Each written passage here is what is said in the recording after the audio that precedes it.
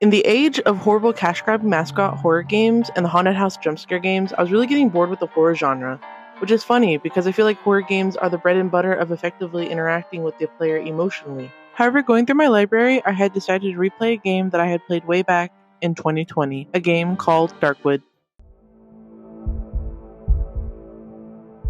For the best gameplay experience, I highly recommend either Hard or Nightmare if you really want to fear for your life. In Hard mode, you only get 5 lives and then you die permanently. In Nightmare, you die once. Normal is okay if you want to play casually, but whenever you die or are faced with the horrors of the game, the deaths and the scares are a lot less impactful than they are if you only have 1 life. Prologue tells us that there is a disease ravaging the inhabitants of the forest, and that we play as the doctor who tries to cure these people. The game teaches you the basics. You loot and open doors, you go outside and... The doctor finds somebody laying unconscious on the floor. Searching the stranger, the doctor finds a key that can help lead him out of the forest, and he gladly takes him home. The doctor tries to get answers on how to escape the forest. After some convincing, the stranger passes out on your floor. Now you're the stranger. Quickly making your way out of the house, something seems a little off.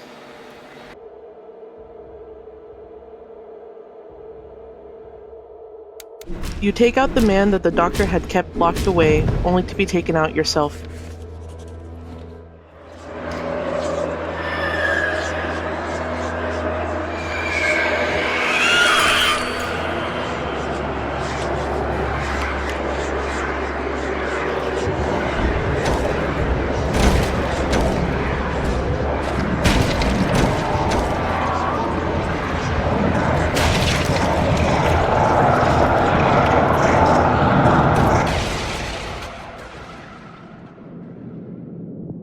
A stranger finds you and he takes you to the hideout in the dry meadows.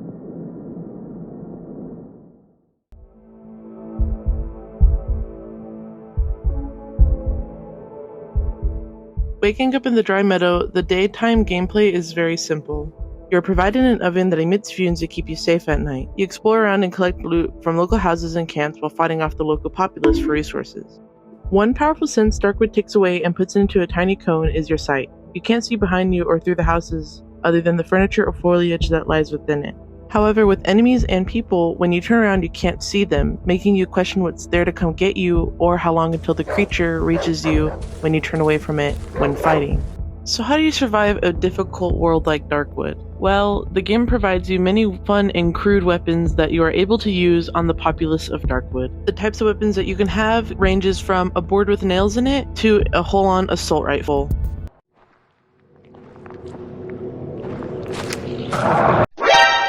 Prank 'em, John. Throughout the game, you'll find cookable items. These items help you acquire abilities that aid in your survival. However, you must choose a negative trait if you want a good trait. And once you pick your ability, you get the hallucination sequences, and they're something else.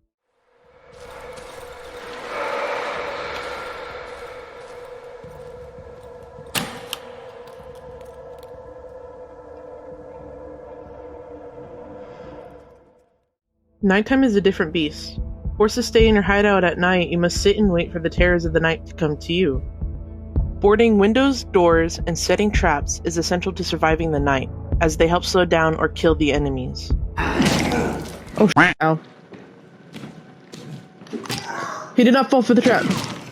Mission failed.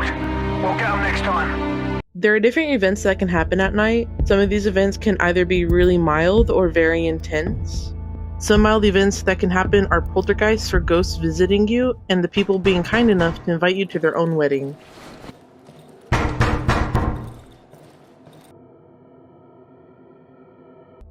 Hostiles will also be looking for you throughout the night. After surviving your first night, you check around to see the damages only to find... The trading system is simple. You gain reputation by either surviving the nights or trading different goods that hold different values to each unique trader. The one useful thing I recommend getting first is the watch. To see how much time you have left in the day and night can be a great way to time manage your day and count how much time you have left throughout the night. Warning, there are very minor spoilers, but they're not that significant. After chatting with the Wolfman, he tells you where to find the doctor that took your key. However, you have to meet him in the Silent Forest, where he will be waiting for you. So when you finally meet up with the Wolfman, he tells you to go south of the Silent Forest, where you'll find a village with an old lady who reeks of chicken. He wants the lady's key, apparently unlocks the door to something that belongs to him. You're about to make some major decisions that have a greater impact on how your gameplay experience will go. You will miss out on some things, depending on what you do in this segment of the game, and you will see some things that you'll not see in your next gameplay if you choose to play differently. You continue surviving, once again harassing the local populace and scavenging as you survive more nights. Once you find the village full of miserable and plagued people, you then find and meet the Chicken Lady, a nervous old hag who lives with her many chickens and one sister. We are also kindly introduced to the musician, who bothers the Chicken Lady by playing his violin for the Pretty Lady.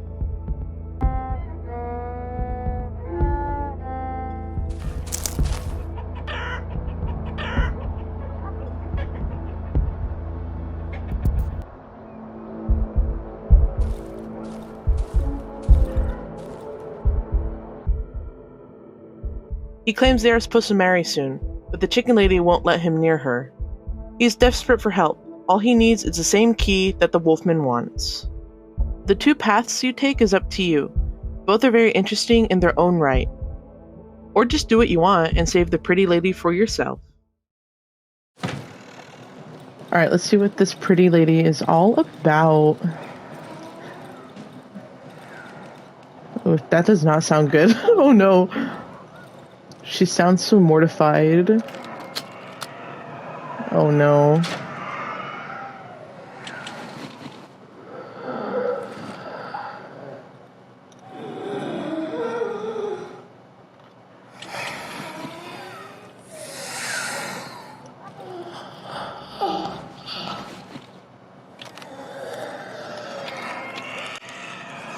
Ugh.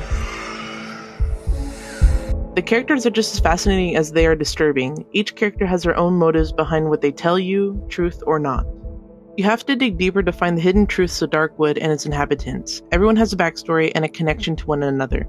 I feel the characters is what made me continue playing. It gives you enough, but not enough for a full picture, leaving you wanting more. And that's Darkwood.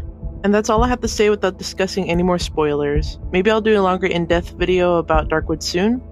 But until then, I'm Barn Artist, and thank you for watching.